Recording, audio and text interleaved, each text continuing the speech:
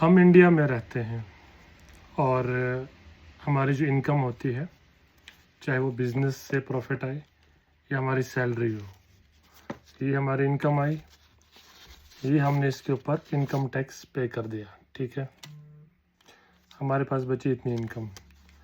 अब हम जाते हैं प्रॉपर्टी ख़रीदने, कोई ना कोई प्रॉपर्टी हम ख़रीदते हैं।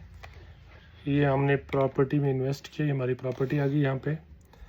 ये वो पैसा है जिस पे मैं ऑलरेडी टैक्स पे कर चुका हूँ। This money is already been taxed, right? So I am buying a property with this money और मैं स्टैम्प ड्यूटी पे करता हूँ। इसमें से स्टैम्प ड्यूटी पे कर दी, बाकी के पैसे से मैंने प्रॉपर्टी ले लिया। अब ये प्रॉपर्टी मेरी है। 2 बार अभी तक मैं टैक्स पे कर चुका हूँ, पहले इनकम टैक्स, फिर स्टैम्प ड्यूटी। हालांकि अलग अलग टैक्स है ये। अब ये प्रॉपर्टी 2 साल के बाद मुझे ज़रूरत पड़ी, मैं बेच रहा हूँ। ठीक है, इसके बदले जो पैसे मैंने इसमें इन्वेस्ट किए थे वो वापस आए, प्लस मैंने कमाया प्रॉफिट, थोड़ा सा मैंने प्रॉफिट कमाया। इस प्रॉफिट से कैपिटल गेन्स के नाम पे मैं फिर से टैक्स पे करता हूँ। So how many times I have paid tax? Thrice. पहले इनकम टैक्स, फिर प्रॉपर्टी ख़रीदते वक्त का टैक्स स्टैम्प ड्यूटी के नाम का, और तीसरा टैक्स हो गया कैपिटल गेन्स, जो पता नहीं अप टू 20% शायद होता है, मुझे एग्जैक्ट नंबर्स नहीं पता, बट है अच्छा खासा है। टैक्स के नाम तो अलग अलग हैं, अलग अलग फॉर्म्स में टैक्स हम भरते हैं।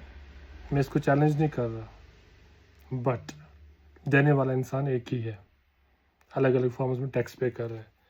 टैक्स दिए हुए पैसे से प्रॉपर्टी खरीदता है, उस पर टैक्स पे करता है, या प्रॉपर्टी बेचता है उस पर दोबारा से टैक्स पे करता है। तो इसके बदले हमारी एक्सपेक्टेशंस क्या होती हैं? हमारी एक्सपेक्टेशंस, ठीक है, हम टैक्स पे करें ताकि हमारी कंट्री तरक्की कर सके, आगे बढ़ सके, इंफ्रास्ट्रक्चर बढ़ सके, हेल्थ केयर, एजुकेशन सब बढ़ सके। लेकिन कब तक? अभी तक हम उस लेवल पे क्यों नहीं पहुँचे कि हम यूरोप को टक्कर दे सके? क्यों नहीं? हमारा हेल्थ केयर उस लेवल का क्यों नहीं है? हमारा एजुकेशन सिस्टम उस लेवल का क्यों नहीं? इतना बिजनेस क्यों बन रखा है हमारे एजुकेशन सिस्टम में? फ़ॉरेन में मैं खुद रहा हूँ, लंदन में, मैंने पढ़ाई की है, वहाँ से जॉब्स किए हैं। अगर कॉलेज बच्चा जाता है तो उसको गवर्नमेंट लोन देती है स्टडी के लिए, इंटरेस्ट फ्री, और बाद में उसको जब वो जॉब वगैरह कर लेता है तो फिर आहिस्ता आहिस्ता वो लोन चुकाता है वापस। मतलब एजुकेशन इतनी आसान हो चुकी है, प्राइमरी एजुकेशन तो है ही फ्री। तो उस लेवल की एजुकेशन सिस्टम, उस लेवल का हेल्थ केयर, हमारा कोई हॉस्पिटल के बाहर मरीज़ नहीं मरना चाहिए, एक बेड पे 2 पेशेंट्स नहीं होने चाहिए, हमारी सड़कों में इतने गड्ढे नहीं होने चाहिए, हमारी बिजली में प्रॉब्लम नहीं होनी चाहिए, हमारी पानी में प्रॉब्लम नहीं होनी चाहिए, हमारी roads, everything needs to be taken care of, और ये उस लेवल का हो जाना चाहिए। क्योंकि हम पैसे देते हैं, हम टैक्स देते हैं, सारे लोग देते हैं, चाहे वो जॉब करते हैं, बिजनेस करते हैं, दिहाड़ी लगाते हैं, हर एंगल से कोई ना कोई किसी न किसी फॉर्म में टैक्स पे कर रहा है। तो अगर इतनी तरह के टैक्स हम देते हैं तो हमारी एक्सपेक्टेशंस क्या होंगी आपसे, ये आप ही सोच लीजिए।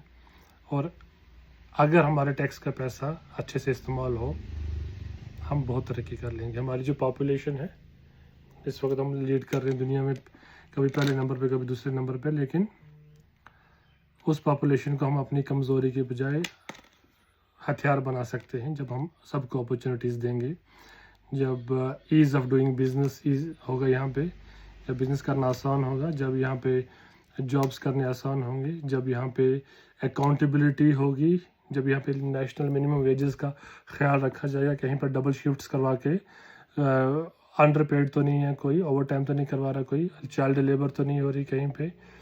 जब इन सारी चीज़ों पे कानून सख्त होगा तब हमारी कंट्री तरक्की करेगी। टैक्स का पैसा कहाँ होता है? बिल्कुल ब्लैक एंड वाइट में वेबसाइट्स पे, गवर्नमेंट डिपार्टमेंट्स की वेबसाइट में सारा क्लियर होना चाहिए, कितना हमने टैक्स कलेक्ट किया, कहाँ पे कितना हुआ, ताकि लोगों का ट्रस्ट बढ़ सके।